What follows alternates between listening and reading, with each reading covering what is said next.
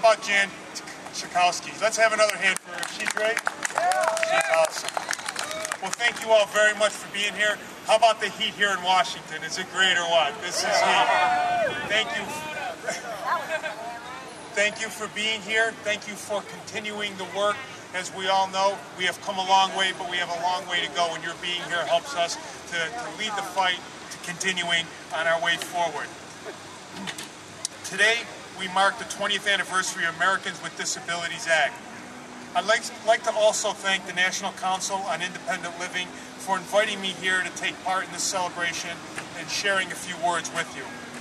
It's hard for many of us today, 2 decades after the enactment of ADA, to recall a time not long ago when discrimination against people with disabilities was not only legal, but was actually enforced by the law. July 26, 1990 was a watershed moment for individuals with disabilities and their families as well, and indeed for all of us as Americans. The ADA has transformed our nation since its enactment, helping millions of disabled Americans succeed in the workplace and making transportation, housing, buildings, services, and other elements of daily life more accessible.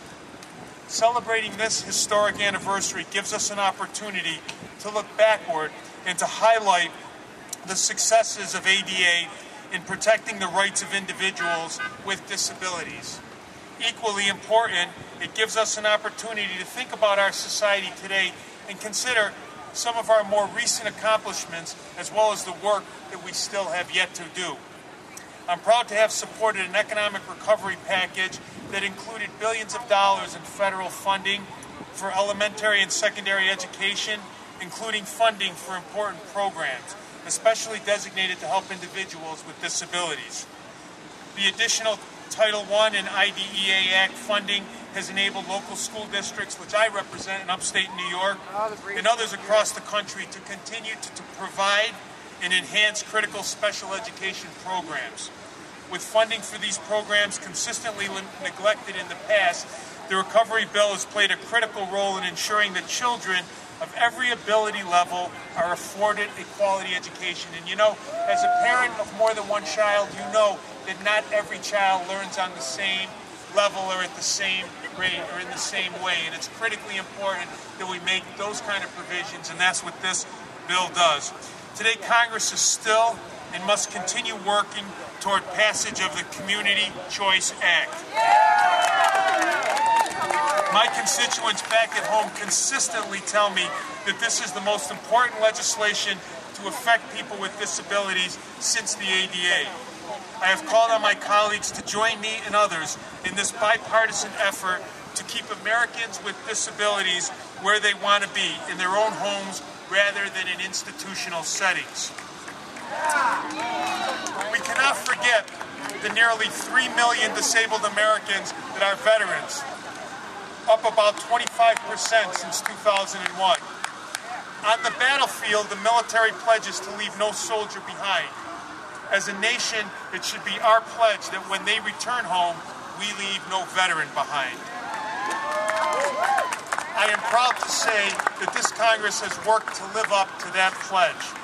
Earlier this year, the Caregiver and Omnibus Veterans Health Act was signed into law, providing help to family members and other caregivers of disabled, ill, or injured veterans, such as training, counseling, respite care, and eliminating co-payments for catastrophically disabled veterans.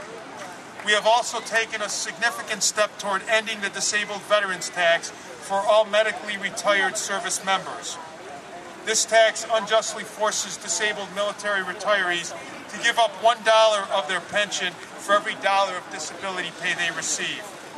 I'm talking about veterans who were so severely injured during their service that they had to retire, veterans who surely deserve the full retirement and disability benefits.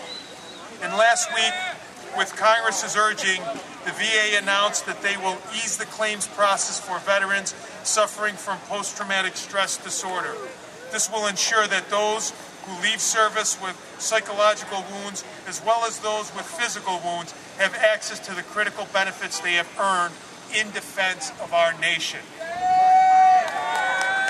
It is an honor to be part of It's a complete honor to be part of this event and recognize the important impact the ADA has had in protecting the rights of those with disabilities for the past 20 years. Again, I want to say thank you to NCIL for inviting me here this afternoon, and thank you to all of you for your tireless advocacy and continued efforts on behalf of Americans with disabilities. Thank you, and it's an honor to represent you.